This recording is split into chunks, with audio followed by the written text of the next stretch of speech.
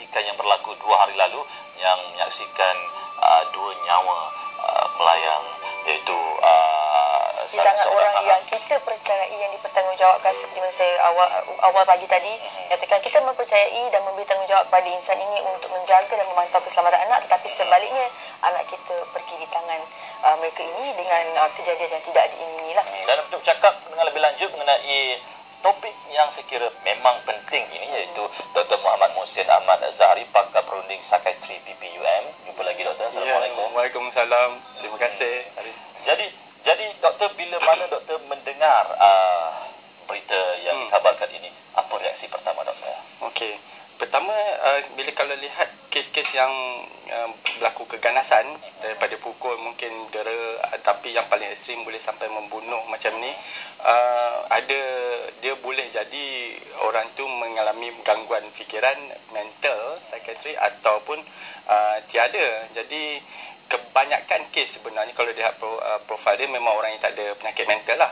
Tetapi memang ada segelintir daripada keganasan ataupun homicide atau pembunuhan ke ada dikaitkan dengan penyakit mental. Mungkin daripada di negara luar dia buat research, dia kata lebih kurang 5% ke 10% daripada kes tu ada orang yang berpenyakit mental. Yang selebih tu tiada, orang yang tak ada penyakit lah. Jadi bila kita lihat orang yang ada gangguan mental mungkin yang melakukan keganasan, dia ada profil dia sendirilah bentuknya.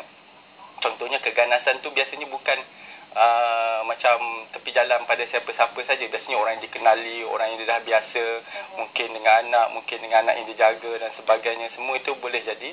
Dan biasanya juga mereka ni sikit sebanyak ada macam menunjukkan tanda-tanda lah bila dia nak berlaku macam tu. Contohnya percakapan dia atau perubahan selama ni, dia boleh berbual, boleh bercerita dan sebagainya. Dia mungkin jadi menyendiri, dia mungkin tak tidur 2-3 malam, dia resah gelisah. Sebab kita ada juga tengok yang kes-kes yang seperti ini, dan di mana kalau kita lihat mereka ni sudah ada perubahan-perubahan yang mungkin sikit dan mungkin banyak, bergantung pada keluarga ataupun orang yang dia duduk tu boleh kesan tak perubahan sikap tu sendiri dari segi percakapan. Akibat tekanan perasaan ke ataupun memang ada konflik dalam diri mereka sendiri?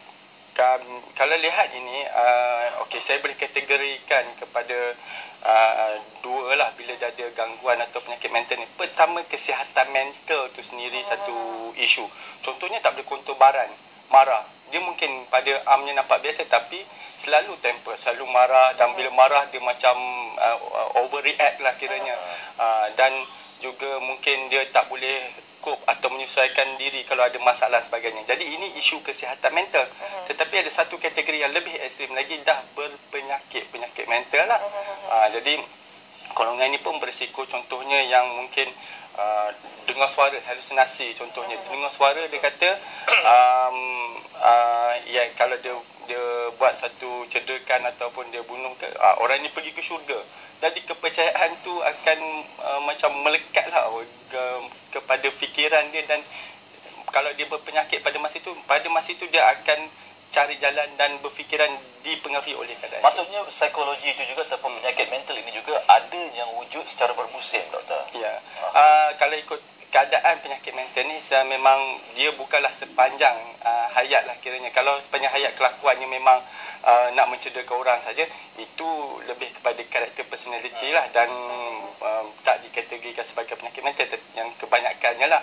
Tetapi yang ada penyakit mental ni, dia datang dan pergi penyakit tu.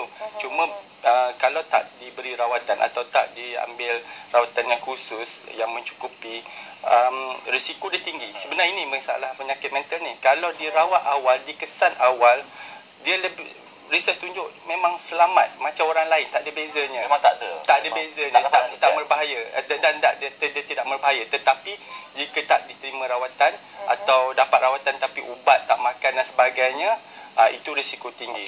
Kita ada pemanggil di talian, Doktor dan juga Wani, iaitu Encik Ismail daripada Keluang, Johor. Hello, Assalamualaikum, selamat pagi. Waalaikumsalam warahmatullahi wabarakatuh. Ya, Encik Ismail. Nak cuma tanya pada doktor ni. Ya, silakan. Masalah ni yang berlaku ni selalunya pada Amal ni selalunya kadang-kadang mungkin tension pada fikiran dia, mungkin bertugas pada tugas-tugasnya, kerja-kerjanya. Zamannya yang telah berlaku yang lalu dulu macam tu.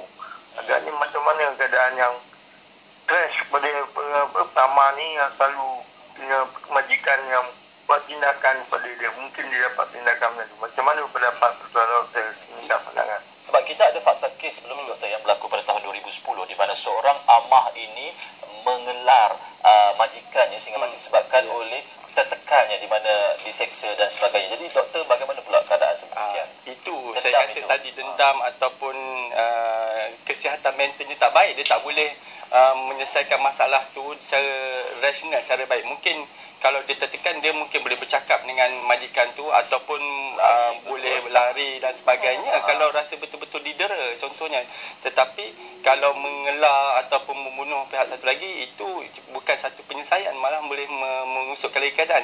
Jadi dalam konteks ni, saya tak nafikan memang tekanan tu satu faktor menyumbang. Kalau orang tu sudah ada masalah gangguan kesihatan mental ataupun dah ada penyakit, macam saya kata tadi, kemurungan, skizofrenia ke kita kata tu, dia memang dah ada penyakit tu, dia bawa daripada mana-mana dia datang, nanti tiba di sini perubahan budaya, tekanan cara kerja dan sebagainya, expectation datang, nak ingat jadi bekerja di kilang sebagainya, tetapi kena bekerja di rumah. Ada kes-kes yang seperti itu juga, kita melihat kes-kes ini makin kerap datang seperti ini. Jadi expectationnya lain dan sebagainya, dan ini menyebabkan mereka tertekan. Bila mereka tertekan, kalau mereka sudah ada kemurungan sebelum tu, atau mereka sudah ada penyakit-penyakit lain yang menjadi kategori penyakit mental atau jenis panas baran sebagainya, ada masalah ni, memang dia akan menambah teruk lagi lah keadaan tu. Berbalik pada pemanggil tadi, dia menyatakan bagaimana nak mengesal. Kalau kita selalunya amah atau pembantu rumah ni perlu ada salinan atau ujian kesihatan. Selalunya kita hanya berdasarkan on paper ataupun pada kertas. Jadi bagaimana kita nak mengetahui dengan lebih jelas dan terperinci yang mereka tidak punya masalah mental? Pertama sekali, saya rasa perlu ada satu sistem jugalah kepada yang pendatang asing dengan izin, contohnya yang untuk nak bekerja di sini kan. Jadi sekarang ni kita buat screening yang intensif macam HIV lah, hepatitis B, TB, tetapi kena buat juga penyaringan mental yang lebih sistematik lah. Maksudnya bukan sekadar bertanya, tapi kena mesti diselidiki dengan secukupnya. Jadi mungkin ada format ataupun kaedah yang kita kena fikirkan. Jadi kaji selidik ataupun saringan yang saya kata tadi, masa dia sampai tu kita kena nilaikan macam mana status, adakah dia boleh duduk di sini lebih panjang lagi atau tidak.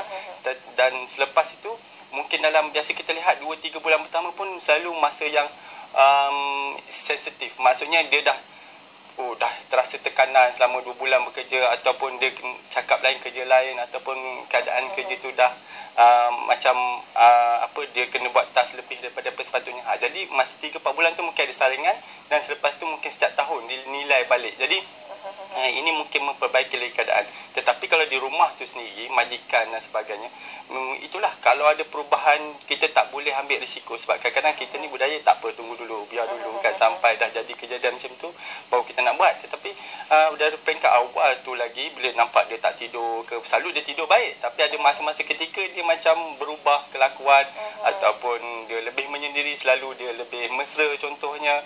Jadi kita kena, tak boleh ambil ringan kalau jika perubahan-perubahan sikap ni berlaku. Jadi kena ambil serius. Itu di pihak amah, doktor. Bagaimana pula di pihak majikan yang antara lain dikatakan antara penyumbang juga sedikit sebanyak berlakunya keadaan memberikan tekanan kepada pembantu rumah hingga menyebabkan dia memberontak, manusia biasa kan, so, menjadi marah dan dendam sebagainya. Bagaimana pula di sisi betul, faktor bila seseorang tu bertindak ganas, baik psikiatrik atau mental atau tidak ada mental, biasanya faktor individu itu sendiri yang banyak kita berkata-kata tadi. Tapi faktor persekitaran pun penting. Persekitaran ni termasuk tempat dia bekerja contohnya, ataupun di rumah di mana bekerja. Jadi mungkin dia ingat jaga 1 orang anak, tapi bila datang ada 10 orang, 10 anak. Jadi tertekanlah kelamaan dia meningkat. Kemudian kemahiran majikan berkomunikasi pun, kadang-kadang majikan pun dia bekerja, dia sibuk, balik kerja dia pun marah-marah. Jadi majikan sendiri dekat tempat kerja dah stres, bila balik dia marah-marah, dia lepaskan marah kat rumah. Yang paling mudah adalah mereka yang paling lemah lah. Jadi macam amah tadi ke, semua tu boleh jadi masa. Jadi ini pun memang ada. Mungkin kalau apa tu majikan ni kena diberitahu lah, maksudnya saya tak tahu nak kata ini patut ada training ke tak, tapi mereka kena ada informasi berkenaan dengan berkomunikasi dengan efektif contohnya. Kita memang tidak mahu perkara ini berulang kembali. Kita nak membendung perkara ini. Mungkin doktor ada pandangan sendiri, adakah patut kita wujudkan undang-undang memastikan mereka yang datang untuk bekerja di sini di jalan disaring terlebih dahulu. Bukan hanya dari segi ialah penyakit tetapi dari segi mental itu paling penting. Saya amat bersetuju dengan pendapat itu, dan ini satu daripada cara dan kaedah kita dapat membendung, prevent daripada perkara ini berlaku, daripada kita dengar satu yang tragik yang berlaku. Dan memang dalam negara kita pun dah ada masalah penyakit mental, kadang-kadang kita dengar surat khabar ini. Kita perlu untuk penetasan, kita kena buat satu tapisan yang lebih rapi lah. Cuma masalah sekarang kalau dilihat nak rujuk ke psikiatris ni, kita perlu menambah jugalah pakar-pakar ataupun mereka yang dalam bidang ini, sebab kita pun dah constrain. Cuma dalam jangka masa panjang untuk faedah negara, benda ni perlu ada satu sistem untuk proses kemasukan mereka. Dan selain daripada saringan TB, HIV, hepatitis dan sebagainya, perlu ada saringan kesihatan setakat mana mental dia bersedia untuk bekerja di sini. Baiklah, terima kasih Dr. Muhammad Muhsin Ahmad Zahari, pakar perunding psikiatri PPUM. Satu diskusi yang cukup bermakna sekali yang melibatkan bukan sahaja dari segi amah ataupun pembantu rumah, tetapi juga semua pihak perlu mengambil pendekatan untuk membendung perkara itu berlaku, termasuklah kerajaan dan juga majikannya, Wani, supaya perkara ini tidak berulang lagi dan kita mahu hidup dalam keadaan harmoni, dan juga kita nak mengalami situasi yang santai kembali, tidak mahu lagi stres dan sebagainya. Awak apa rehat ni?